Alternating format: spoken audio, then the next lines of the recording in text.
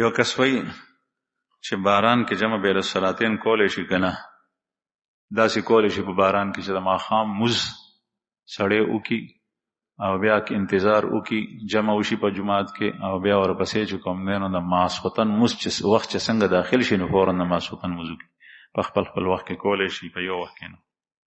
بل تپوس کوي چې په قبرستان کې تلاوت کول جایز دي او که نه. تلاوت کول جایز دي لیکن د ځای خیال ساتل پکار دي که ځای کې قاذورات او نجاسات او ګندګۍ او پلیتی وي نو بیا تلاوت مکو، مکروه دي.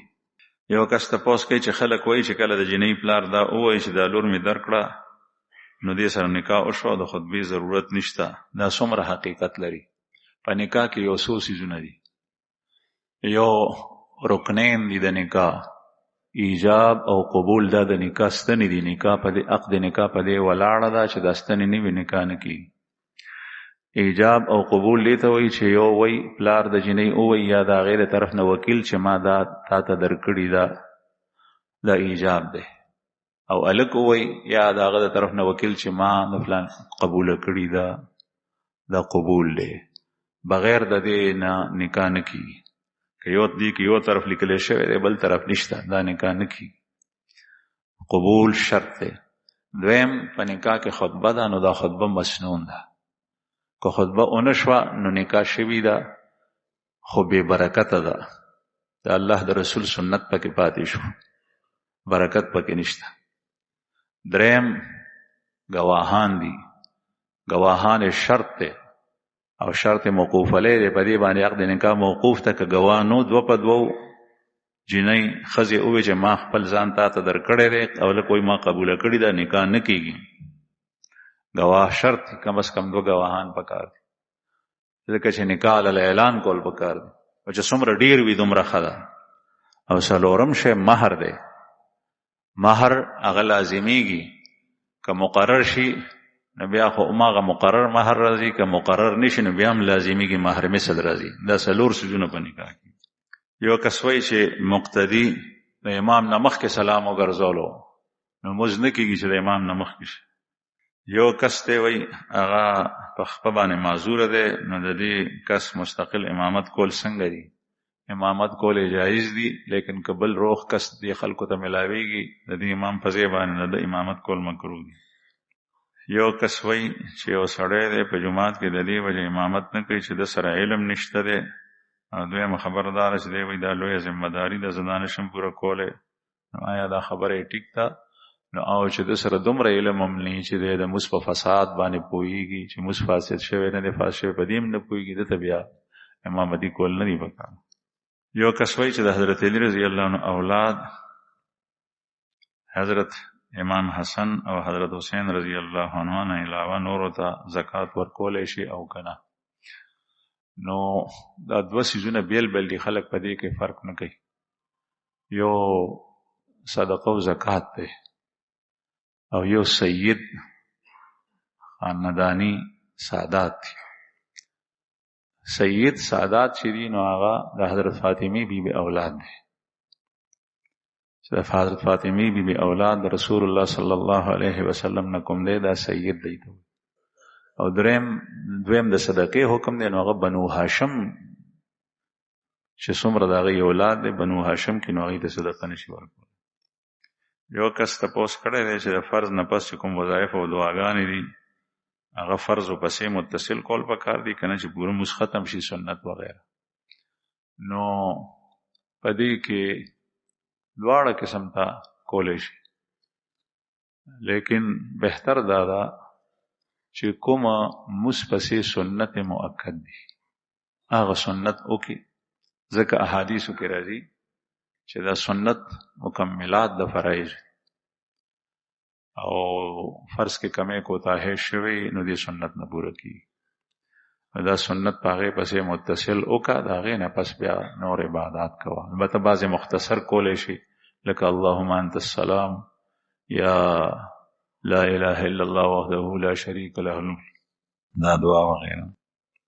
وای زمونږ مولانا صاحب د مونځ نه پس دعا چې کوي نو لاس یې موټی کړی وي او دعا کوي، لاس نه خوري. دا څنګه دي؟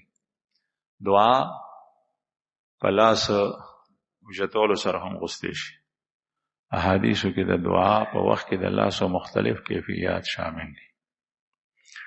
دعا په وخت کې لاس نه اوچته دام شامل دي، او د دعا په وخت کې ګوته اوچتول یو دام شته. د دعا په وخت کې دواړه لاس اوچتول او د مخ په محاذاتو کې نیول دام شته، او د دعا په وخت کې لاس سر ته اوچتول له سر نه اوچتول دام شته، او د دعا په وخت کې لاس الټه اوچتول دام شته. داسې الټه اوچتول په هغه دعاګانو کې دي چې کله یو مصیبت راغلی او هغه مصیبت نه ته پناه غواړې اجتماعي طور سره، مثلا باران ډیر شو آبادی غورځېږي، داسې دعا غواړي، او یا بل یو مصیبت راغلی دی داسې دعا غواړي، یعنی یا الله دا بلا او دا مصیبت زمونږ نه دفع کړي لرې کړي. دا هم شته.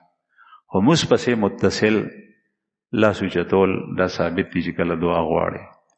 ځکه ترمذی شریف کې حدیث دی چې کله سړی موږ کوي د موږ ټول حالات نبی کریم صلی الله علیه وسلم ذکر کو، او په آخر کې ذکر کړل وترفع یدیک، او ته دواړه لاسونه اوچت کې بیا ته وایې یا الله یا الله یا الله. نو دا موږ دي دا دعاګانې د خدای قبلوي. بل تپوس یې کړی دی چې خپل پلار بچو ته تر کومه وخته پورې د موږ وینا کولی شي، تر اخره پورې کولی شي خپلو بچو ته، لیکن چې کله ماشوم دی نو دغه وخت کې په هغه باندې لا حق نشته د خدای، پلار به ورته وینا کوي. چې د 7 کالو شي نو د 7 کالو نه به پلار وینا شروع کړي ماشوم ته چې بچی موږ کوه. حدیث مبارک کې راځي چې کله ستاسو ماشومان د 7 کالو شي نو بیا د موږ امر کوي وته، او چې کله د 10 کالو شي نو بیا لخته ډنډه ځوړنده که په کور کې لخته وایي چې موږ دیونو کو نو په دې باندې وهم وضربوهم علیها اذا كانوا ابناء 10، وهي چې کله د 10 کالو شي بیا موږ نه کوي. لکه چې دینه پس کله کله د 10 کالو نه وړي نو کله سړی بالغ شي 12 کالو په عمر کې یا د هغې نه کمو کالو په عمر کې داسې شوي، نو دومره پورې دا د پلار حق دی. او که دا بچی د پلار سره په کور کې پاتې کېږي بالغ هم شي نو وینا بیا هم کولی شي، لیکن اوس په خپله مغه کس مکلف شو. الله جل شانه به دنه تپوس کوي. یو کس وایي چې زما مور او زما 4 ترېندې دي، د مور خویندې مې دي، هغوی د خپل رور نه حصه اخیستي د په ځمکه کې په جایداد کې، او زمونږ ماما زمونږ سره رشته ختمه کړې ده، او چې زما مور یا څوک د خپلې مور سره ملاقات ته ماما کره لاړ شي نو هغوی نه پرېږدي، او شرط یې دا لګولی دی چې ما ته به دا ځمکه پرېږدی نو الله بس تاسو سره رشته پالم. نو آیا دی دا رشته ختمولی شي؟ نه، دغه وخت کې دغه کس زیاتې کوي. په میراث کې لکه څنګه چې د نارینه حصه ده دغه رنګې د زنانه هم حصه ده. چې سړی مړ شو هغه زامن او د هغه لوڼه پاتې شول نو دې زامنو ته یې په کار دي چې دی خپلو خویندو ته هم برخه ورکړي د پلار په حصه کې. البته د ده 2 کېږي او د خورې 1 کېږي، چې څومره خویندې دي د هغې یو حصه ده. قرآن کریم کې الله پاک فرمایي وللذکر مثل حظ الانثیین، او چې کوم سړی دا مني نه نو د قرآن پاک د آیت نه انکار دی نو دا کفر دی، او که مني یې نه ورکوي نو دا ګناهګار دی. یو کس وایي چې د ډمتوب په پیسو باندې عمره کېږي او که نه، نو په پیسو باندې عمره سیل سپاټه وشي لیکن عبادت نه کېږي، په حرامو باندې عبادت نه کېږي. وایي یو سړی دی هغه د جمع اهتمام کوي د تکبیر اولا سره، لیکن د یو شرعي عذر د وجې نه د هغه نه جمع لاړه په جماعت کې، بیا دی په کور کې خپله مور او چې څومره نارینه زنانه دي هغه راغونډ کړي او هغوی ته جمع ورکړي نو دا موږ کېږي که نه؟ او کېږي. بلکې دا ثابت هم دي که په جماعت کې جمع شوي وه او د عذر د وجې نه دنه پاتې شوه دی په کور کې بیا جمع ورکولی شي. البته د هغې طریقه ده او هغه دا ده چې امام چې مخکې ودرېږي نو د پسې شاته صف کې چې نارینه وي نو د هغې به بیل صف وي، هغې نارینهو سره به زنانه نه ودرېږي. اگر که هغه زنانه د هغه مور وي، خور وي، تروري وي، ښځی وي، نشي ودرېدی، لوري وي، زنانو به بیل صف وي، د سړو به بیل صف. بل تپوس یې کړی دی چې د تکبیر اولا آخري حد کومه پورې دی؟